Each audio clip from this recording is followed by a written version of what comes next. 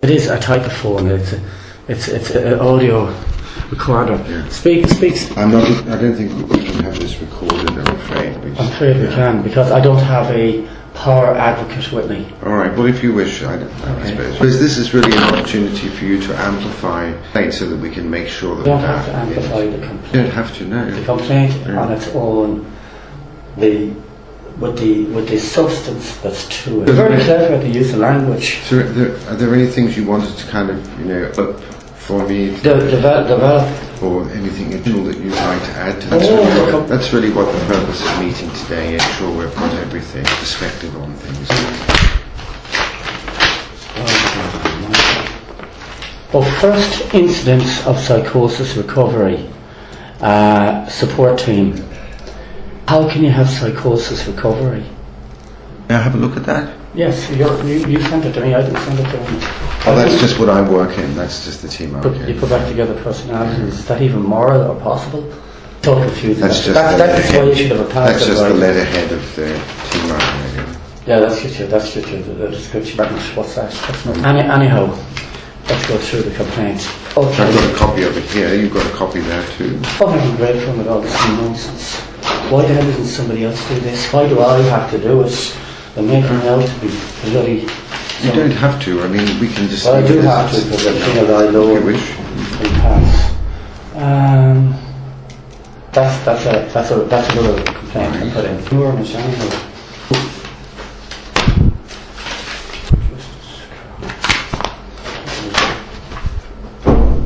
So, it's one of the things that's happened that since you've been given this diagnosis about... Place where I live. Look ahead, is that right? I've lived in homeless hostels. What they do is they put together a spreadsheet, and if you have a spreadsheet, you've got labels down one side, cells down another side, and you have various types of cells. What they do is they try and tick a box for a cell, and numeric value is also a financial value, so they try and tick all the boxes on a spreadsheet. When they're day 1, you're schizophrenic.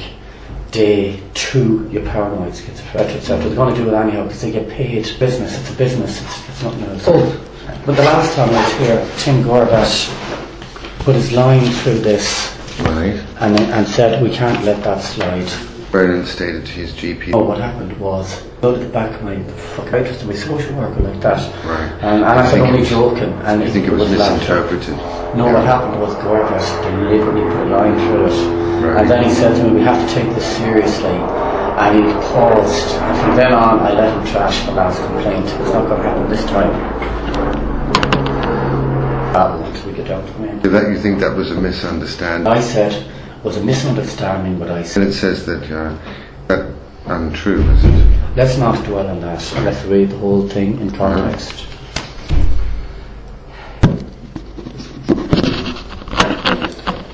That's an example, I suppose, of a circumstance where you feel that you've been written and perceived. Written is different to what's in other words, you said, oh, that guy, like, obvious. Gordon knew that. And I've got a copy of his report into my computer. I went smashed. Oh, yeah. Please observed. Read that, the handwritten bit. Oh. Called into your room at 5, into your... I know him well, I've known him for 20. He's still trying to find out where I live and get my...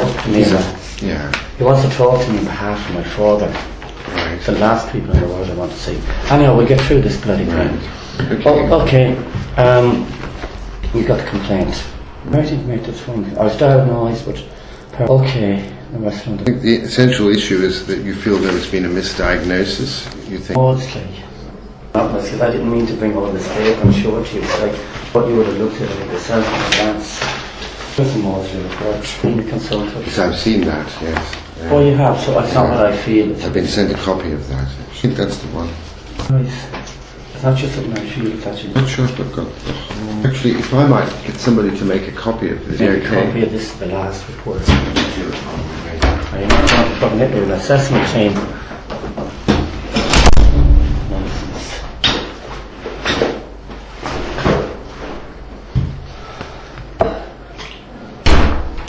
Oh, lovely. She's making copies, so we'll... Okay, you're fine. We have 10 minutes. Right. So I'm going to do a James Cagney type of style. All right. And get it done quickly. You're not very American. you sound very English or something. How long I've have you been been here in England for? more than 30 years now. And what age are you? No, since my early 20s. Yeah. Early 20s. But you don't even sound Australian. I do a bit, yeah. Not the slightest. And anyhow, here goes. I won't go through this bit here because it's annoying. Who made the diagnosis of schizophrenia originally? Yeah. You want to look, I think that's something. Okay, I'd say that was Dr. Ahmed.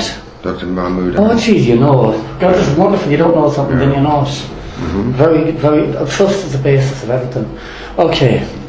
Why was I misdiagnosed as schizophrenic for so many years?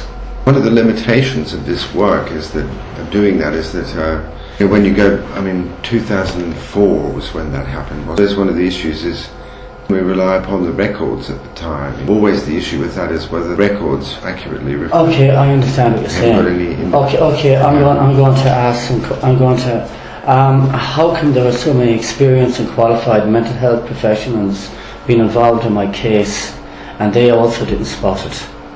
One of the problems, I suppose, with this, we'll come back to this. Conditions like schizophrenia they don't always show. Somebody can be well after having an episode. Doesn't necessarily mean that they're. One of the big problems about schizophrenia is people have a tendency to kind of say somebody is schizophrenic. There's no such thing as schizophrenic. A person can have an episode, then they make a good recovery. Kind of inappropriate to say that they're schizophrenic. Okay, about here. And I suppose that's one of the issues. Okay, well, I've got to 12 o'clock. Yep. Okay, I thought I had an hour. We can have a bit more time if you want, yeah. Okay. Why was I given such a serious diagnosis without any diagnostic assessment? In other words, why do you do it in 5 and it takes 5 hours at the most, like that's 5 minutes as opposed to 5 hours? The Maudsley service is a very specialised service. This is something that's a reasonable concern that we will. Okay, I was asked if I heard voices. I said no. Then they asked me, do thoughts ever pop into you? I looked at the psychiatrist and I said yes, fantastic. And I said, have a cigarette. Put down, thoughts popped into my head. Oh, thoughts pop into everybody's head. That's the basis on which I was diagnosed. Okay, here goes again. You heard about that? That's Dr. Ahmed. You know what they do? They pick people.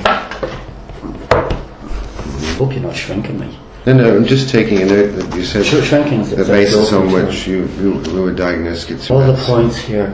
Why was I factually incorrectly diagnosed at the tribunal of being paranoid schizophrenic in 2012? Because that's the same old issue of why it happened in the first place. It happened in 2004 already, isn't it?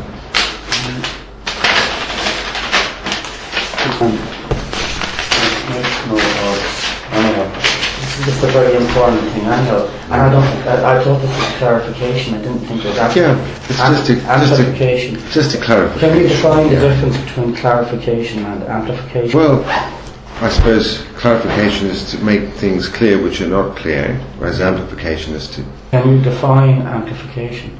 By a chance to develop your complaint by... Develop, it doesn't mean volume. Doesn't mean volume. Well, doesn't mean volume necessarily. It doesn't mean an increase of. No, not necessarily. Not necessarily. Well, okay. It can just to must be a medical term. Just to give a bit more breadth and so on. For example, what you said about somebody's thoughts pop into your head and just saying yeah. Good example of a circumstance. Treated really. The factual. Okay, here goes again. Why was this factually incorrect in that diagnosis given at the tribunal?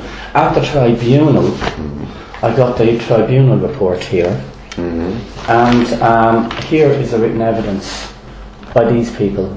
Written evidence. Have you ever been to one of those tribunals? I have, yes. That written evidence said I was a hostage taker. I never took anybody hostage. I've never been to courts for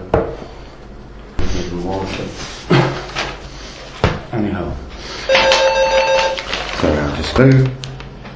Oh great, I'll come out and get them, thanks. Just while you think about that, I'll go and get your copies. Just I'll be back.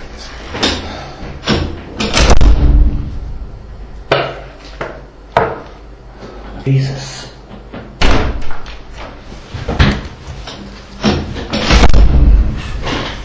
Okay, so that's one, and that's the other one. Apples back in them again. Oh, that's very considerate. And I'll keep that. Sorry, go on, you were saying? Anyhow, Here goes. How has the Trust been complying with the Royal College of Psychiatrists guidance for looking out for Asperger's syndrome in the Council Report CR1? I don't understand that. I think it basically means what's the Trust doing to keep... Have you adopted the CR1? Sure of that. That's something I need to look at. And could you give an answer to that? Yeah, sure. Whether or not you're looking into it. How can the Trust evidence that it is assessing for autism as part of the mental health assessment process? We want to look at this and answer it anyhow. Yeah, that's right. I mean, it's really if there are things that are... I mean, it seems to me that, I mean, your reason for meeting was just to make any other evidence you wanted to provide. You needed clarification on the different amplification. Anyhow, I suppose I'll let you cover up. Throughout my detention in hospital, those involved in my case were by such crucial information continuously ignored. Who were they told by? Would have been by Nicolawakeham. You know Nicola? She your advocate? Worker. I've known her for 10 years. And she was fired 2 days after this complaint registered, taken in and told that she made me do this, she made me go to the Maudsley, but she didn't actually, she influenced me, and that was against the interest of the Trust. The person who said that was Diane Wiggins. Is that, okay, that's nonsense, you're not going to answer that anyhow. Oh yeah, this is a nice one. You seem to have a one-size-fits-all approach to something that is diagnostic. How can something be diagnostic and one-size-fits-all? Is that not impossible? Okay, well we can look into it. In other words, 1 minute you're saying everybody's schizophrenic, now we've all got paranoid, we've all got personality disorders. Is that an old word for somebody with a dangerous mental illness that's come back into fashion? No, it's true that there are fashions in psychiatric diagnosis to some extent, highlighted in recent years. So they look more for it. One of the things, yeah, we can address that in the report. Okay, answer that in the report. You don't have a one-size-fits-all. I mean, in the report, when you're answering it, could you do a graph of a process? Could you do a distribution curve of what, whatever shape you want to do it, of what the different diagnoses are in terms of vertical bands, and what the frequency is supposed to be. Expected frequency is supposed to be what the actual frequency is in the hospital, and determine whether there's parameters from what's expected, they're acceptable, and whether or not it falls outside those parameters. If I can get that, I promise you that I can look into it. You can easily just look at the hospital records and the diagnosis. Yeah, that would mean looking over everything in the Trust. And you need to just do the categorisation. Right. I might be able to get that information, but I can't. Okay, that's fair enough. Okay. It's a lot of nonsense, do you agree that there has to be variation in order for something to be diagnosed? I'm not sure what that means, actually. Okay, variation means that there has to be different types of mental illness in here. The makeup has to be variable. It can't be too much of the one thing. Some evidence of different diagnoses being provided for. Yeah, the distribution, basically, Okay. the breakdown. Well, is a breakdown is a breakdown as expected, and if it's unexpected, why? Okay. That's statistical analysis. Why was my only support? What the hell with this? Okay, let's see. Okay, I'll go through it. Okay.